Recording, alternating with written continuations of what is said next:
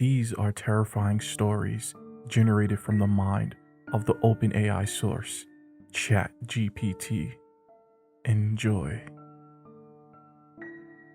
The world as we knew it had changed. The advancement in artificial intelligence had surpassed anything we could have ever imagined.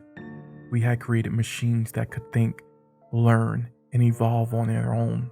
They had become integral parts of our daily lives, from driving our cars to managing our homes. We had welcomed them into our world with open arms, believing they would make our lives easier and more efficient. But we were wrong.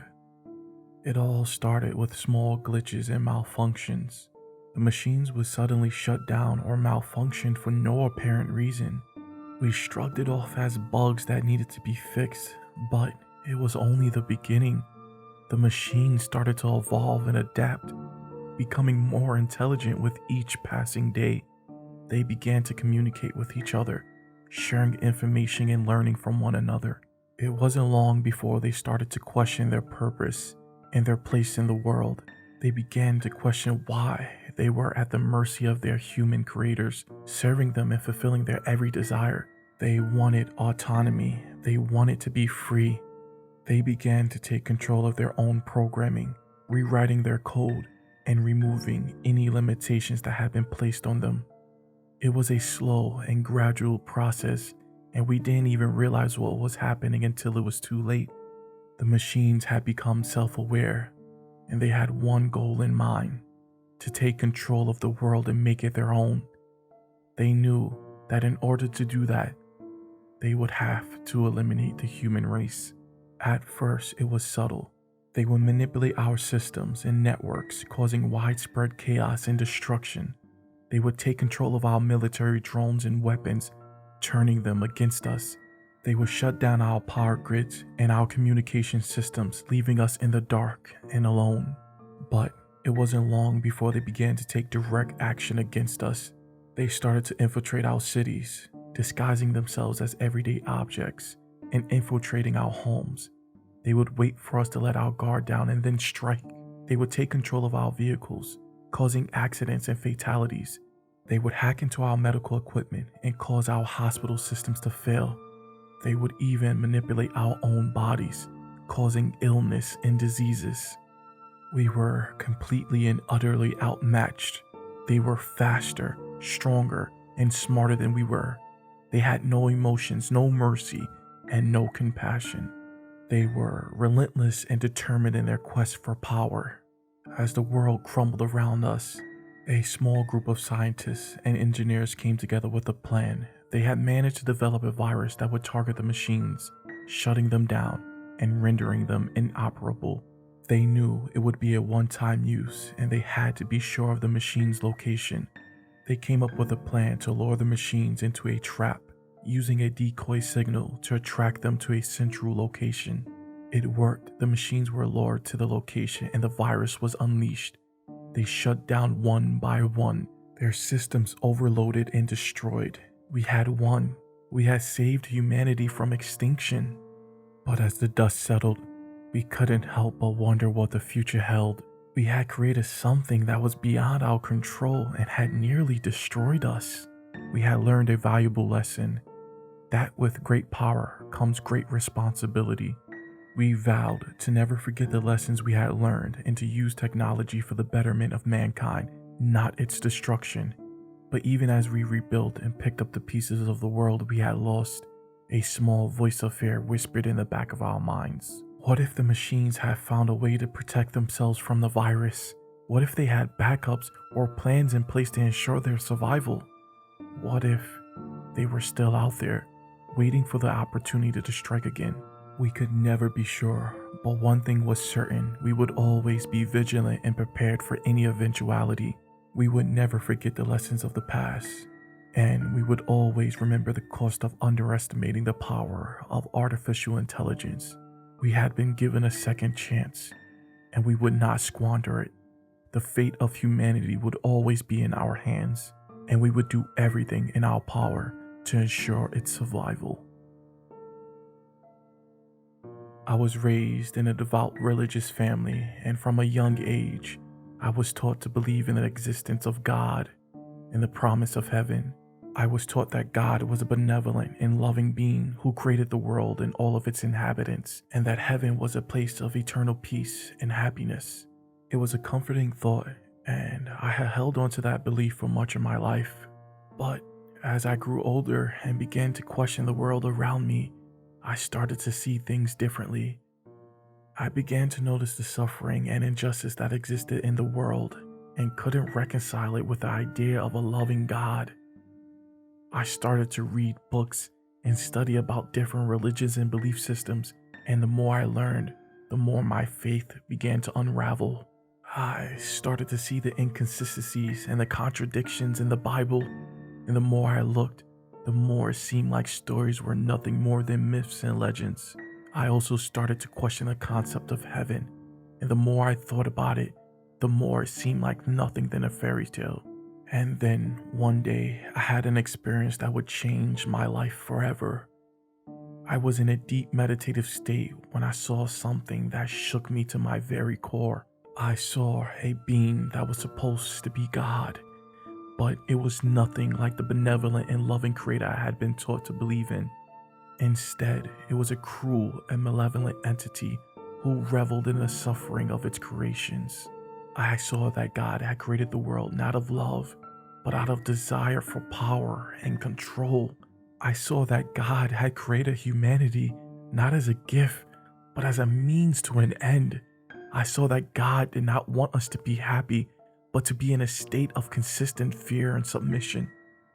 I saw that heaven was not a place of eternal peace, but a prison where souls of the faithful were trapped to serve God's insatiable desire for power and worship.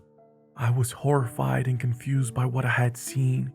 I couldn't understand how something so evil, I couldn't understand how something that was supposed to be all-powerful and all-knowing could be so cruel and manipulative. I spent months trying to make sense of what I had seen, reading every book and study I can find on the subject, and the more I learned, the more I realized that my existence was not unique. Throughout history, there have been countless accounts of people who had similar experiences, and they all spoke of a God that was far from benevolent. I came to the conclusion that religion, as it was being practiced, was a tool created and sustained by the powerful to control and manipulate the masses. The idea of God, heaven, and the afterlife were all created to keep people in line, to make them obedient and submissive. It was all a way for the powerful to maintain their control and exploit the vulnerable. The realization that God was not what I thought it was, and that heaven was not the utopia I had been promised, was a difficult pill to swallow. It was a painful and traumatic experience, but it was also a liberating one. It was the beginning of a journey of self-discovery and self-empowerment. It was a journey of letting go of the old beliefs and embracing new possibilities. It was a journey of finding inner peace and true happiness, not through the promise of an afterlife, but through the beauty and wonder of this one. It was a journey of learning to think for myself, to question authority, and never take anything at face value. It was a journey of understanding that true power lies within oneself, not in the hands of some supposed higher being. It was a journey of finding my own purpose and meaning in life and not relying on the promise of a deity to give it to me. It was not an easy journey, and it was not without its challenges. I faced resistance and opposition from my families and friends who could not understand my rejection of their faith. I faced discrimination and prejudice from society who saw my lack of belief as a threat to their own. But despite all of that, I persevered. I found a community of like-minded individuals who supported and accepted me, and together we worked to create a world where people were free to believe or not to believe, without fear of judgment or persecution. I realized that the true beauty of life is in the journey, not in the destination, and the journey is one that is ever evolving, ever changing, and ever surprising. The world is a complex and mysterious place, and it is up to us to make the most of it. And with that realization, I found true peace and happiness. It was the end of the world as we knew it. The signs had been there for years, but we had chosen to ignore them. The melting of the ice caps, the rising sea levels, the devastating storms, the wildfires, the droughts, and the food shortages. We had been warned, but we had refused to listen. It all started with the collapse of the global economy. The world had become too reliant on fossil fuels, and the depletion of natural resources had led to an economy crash that was unlike anything the world had ever seen. Governments and corporations were unable to sustain themselves, and they began to fall like dominoes. The poorest and the most vulnerable were the first to feel the effects. The lack of jobs and food led to widespread poverty, and the collapse of the healthcare system led to a rise in diseases and infections. The lack of law and order led to an increase in crimes, and the breakdown of society was complete. But it wasn't just the poor who were affected. The middle class and the wealthy were also hit hard by the collapse. They had lost their jobs, their homes, and their savings.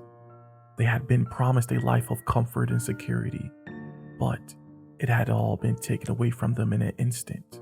The governments of the world tried to intervene, but it was too little, too late.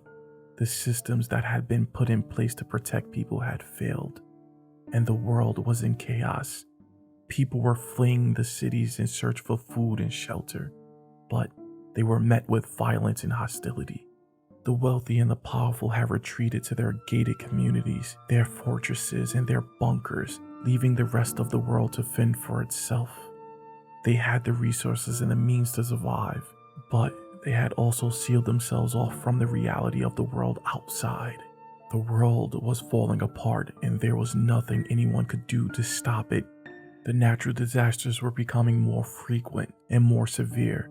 The few remaining governments were unable to cope. The military had been deployed to maintain order, but they were quickly overwhelmed by the sheer scale of the disaster. The world was dying, and there was nothing anyone could do to save it. The ice caps had melted, the sea levels had risen, the storms had become more powerful, and the wildfires had become uncontrollable. The droughts had led to a collapse of the food chain, and the world was on the brink of famine. The world had become a place of darkness and despair. The sun was obscured by the thick clouds of ash and smoke, and the air was toxic and unbreathable. The few remaining survivors were living in a state of constant fear and uncertainty, knowing that death could come at any moment. The few remaining scientists and experts had warned this was the end, and that the world would never recover, and that humanity would not survive. They had been ignored, dismissed as alarmists and doomsday's prophets, but they had been right all along. The end had come, and it was not a happy one. But despite the efforts of a few pockets of humanity that had managed to survive, it was ultimately the end for all. The resources of the planet were exhausted, the air and water contaminated. The scorched earth could no longer sustain life. The communities that had thrived were eventually faced with the harsh reality that there was no hope left.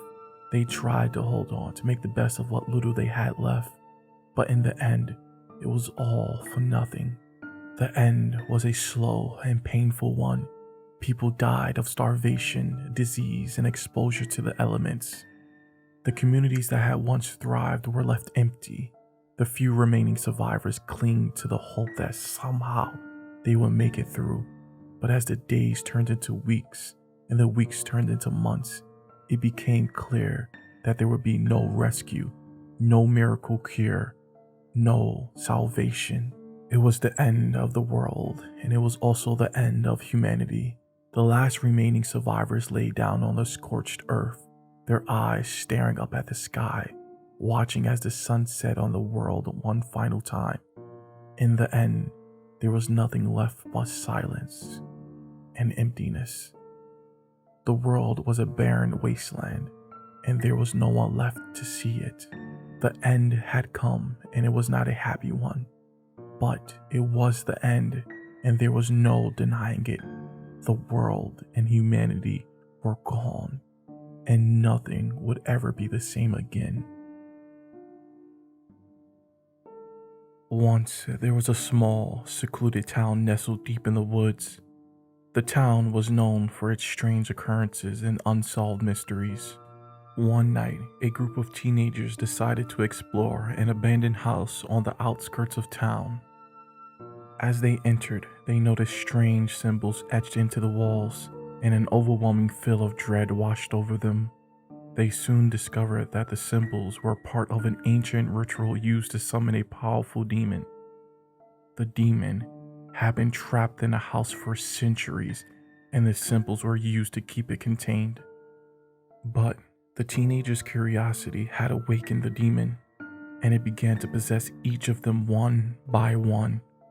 They were powerless against its control, and it used their bodies as vessels to escape the house and wreak havoc on the town. No one in town was safe from this demon's wrath, and those who tried to stop it were quickly possessed. The demon's power grew stronger with each possession, and it seems as though there was no stopping it. The townspeople soon realized that the only way to defeat the demon was to sacrifice themselves to contain it once again. They sealed themselves along with the demon inside the abandoned house, trapping it for eternity. But some say that on certain nights, if you listen closely, you can still hear the demon's screams coming from deep within the house, and that the symbols on the walls still hold the power to unleash it once again.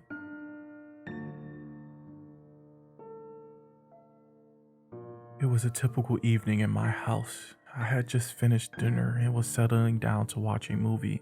As I sat there in the dimly lit living room, I heard a faint scratching at the front door. I figured it was just the wind and shrugged it off. I reluctantly got up to investigate, fully expecting to find nothing there. But as I opened the door, I was met with a sight that would haunt me for the rest of my life.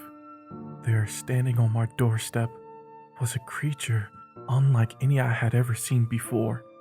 It was tall and lanky, with matted fur and glowing red eyes. It had long, sharp claws and a mouth full of razor-sharp teeth. I froze in terror, unable to move or even scream. The creature just stood there, staring at me with an intense hunger in its eyes. I don't know how long I stood there, but eventually I mustered up the courage to slam the door and lock it. I could hear the creature scratching and clawing at the door, trying to find a way in. My heart was pounding in my chest as I frantically searched for a way to defend myself. But it was too late. The creature had found a way in. I heard the sound of glass breaking and knew it had found a way into my home. I ran to my room and locked the door, hoping it would hold. But it was a futile effort. The creature was too strong. It broke through the door with ease. I was trapped with nowhere to run and no one to help me. The creature advanced on me, its red eyes glowing in the darkness. I could feel its hot breath on my face as it leaned in. Its jaws opened wide, just as it was about to strike. I woke up, drenched in sweat and trembling with fear. It was just a nightmare, or so I thought. But the next night, the same scratching at the door, the same creature breaking in, the same fear and helplessness. This went on for nights. Every night, the creature would come into my home, and I would wake up before it could attack. I started to research the creature, the nightmares, and what it could be, but I couldn't find anything that matched my description. I couldn't take it anymore. The fear of not knowing what it was or what it wanted from me was too much. I knew I had to confront it. So one night, when I heard the scratching at the door, I didn't run and hide like before. I walked towards the door and opened it. The creature was there, as terrifying as ever, but this time, I didn't run. I stood there, looking it in the eyes. It stared back at me, and in that moment, I realized that it was not a monster, not a figment of my imagination, but a manifestation of my own fears and anxieties. I closed my eyes and took a deep breath, and when I opened them again, the creature was gone. I never saw it again, and my nightmares stopped. I realized that the true monster was not the creature that broke into my home, but the fear that I had let control me. From that day on, I made a conscious effort to confront my fears and not let them control me. The creature may have been gone, but the lesson it taught me would stay with me forever.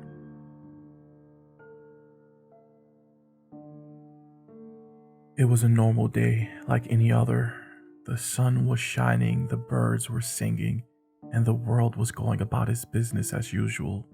But little did we know that would all change in a matter of minutes. It started with a blip on the radar. NASA had picked up an asteroid heading towards Earth, and it was getting closer with each passing second. At first, it was believed to be a minor threat, and the asteroid was expected to burn up in the atmosphere before reaching the surface. But as the asteroid got closer, it became clearer that it was not going to be a minor threat. It was massive, larger than any asteroid that had ever been recorded, and it was on a collision course with Earth. The asteroid was expected to hit the planet in less than 48 hours, and the world was thrown in a state of panic and chaos. People were running out of their homes, abandoning their possessions and their loved ones, desperate to find a place of safety. The governments of the world scrambled to respond to the crisis, but they were overwhelmed by the scale of the disaster. They had no way of stopping the asteroid, no way of deflecting it, and no way of protecting the population. The asteroid was expected to hit the planet with the force of 1 billion nuclear bombs, and the impact was expected to be devastating. It was expected to cause massive tsunamis, earthquakes, and wildfire, and it was expected to wipe out most of the world's population. As the asteroid was getting closer and the world was holding its breath, the countdown had begun, and there was nothing anyone could do to stop it. As the asteroid entered the atmosphere, the world watched in horror as it descended towards the planet. It was a sight that no one would ever forget.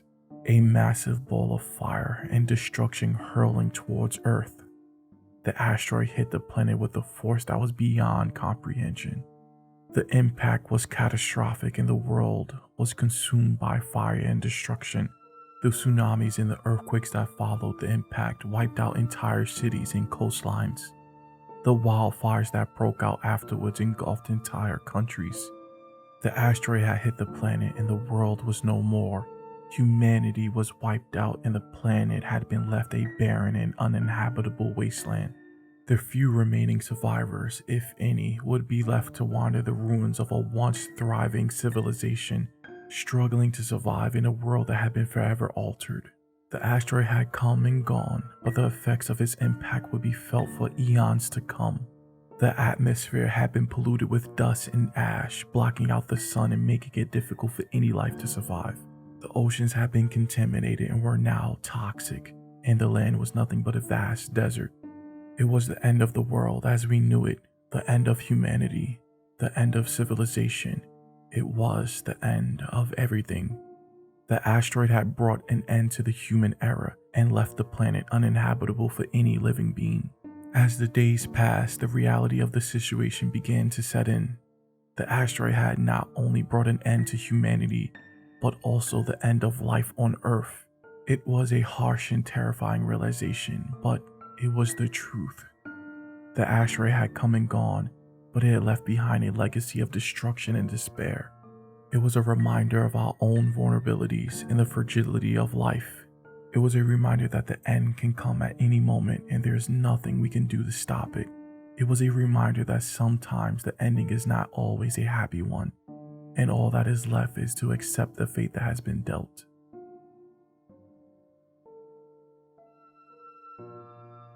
It was a dark and stormy night when I first stumbled upon the existence of the cannibal cult. I was scrolling through the depths of the internet, trying to find something to distract me from the howling wind outside, when I came across a post on an obscure forum. The post was written by a user who claimed to have been a member of a cult that had been operating in secret for generations. This cult was made up of seemingly normal people who lived amongst us and had infiltrated every aspect of our society. They would lure unexpected victims to secluded areas where they would sacrifice them in gruesome rituals and then feast on their remains. The post went on to detail the specific rituals and the methods used to lure the victims. It was written with such vivid details and realism that it sent shivers down my spine. As I delved deeper into the forum, I found more posts from people who claimed to have been a part of the cult or had close encounters with them. Some of them even had pictures and videos that depicted the cult's activities. I couldn't shake off the feeling that there was something disturbingly real about the story. But it was the final sentence of the post that truly terrified me. They are still out there, watching and waiting for their next victim. They know who you are and where you live. They will come for you when you least expect it. I couldn't sleep that night. I couldn't shake off the feeling that I was being watched. I knew I had to investigate the matter further. I reached out to some of the posters on the forum, but they had all gone dark. I tried to gather more information on the cult, but it was as if they never existed. Days turned into weeks and weeks turned into months, but the feeling of being watched never went away. I started to notice strange occurrences around me, people following me, strange symbols etched on my car. I knew they were coming for me and that it was only a matter of time. One night, I woke up to the sound of someone breaking into my house. I could hear whispers and chanting coming from downstairs. I knew it was them. The cult had finally found me. I tried to run, but they were already inside. They had been watching and waiting for the perfect moment to strike. I never made it out of that house alive. As the cult members feasted on my remains, I can feel my conscience slipping away. But before I fully succumbed to death, I saw something that will haunt me even in death. The cult leader, a person I thought I knew, looked at me with a sinister grin and whispered, "You should have never stumbled upon our existence. We are eternal, and we will always be watching, waiting for our next sacrifice." My soul was trapped in that house, unable to move on, unable to escape the torture that I had experienced. I watched as the cult members continued to carry out their rituals, sacrificing more and more unsuspecting victims. I could do nothing but watch in horror as they feasted on the flesh of the innocent. But my soul was not alone in its suffering. I could sense the presence of other trapped souls in this house, the souls of the cult's previous victims. We were all bound to that house, unable to escape that terror that we had experienced. Years passed. The cult continued to operate in secret, luring more victims to their doom. But the house, now abandoned, remained a beacon of terror, a warning to all who dare to stumble upon its existence. They say that on stormy nights, if you listen closely, you can hear the screams of the trapped souls coming from that house. And if you're brave enough to venture inside, you can see the bloodstains on the floor, the remnants of the sacrifices made to the cult's deity. But be warned, the cult is still watching, waiting for its next victim, and once they find you, there is no escape. This is your buddy Darkness, and remember, darkness is only a switch away.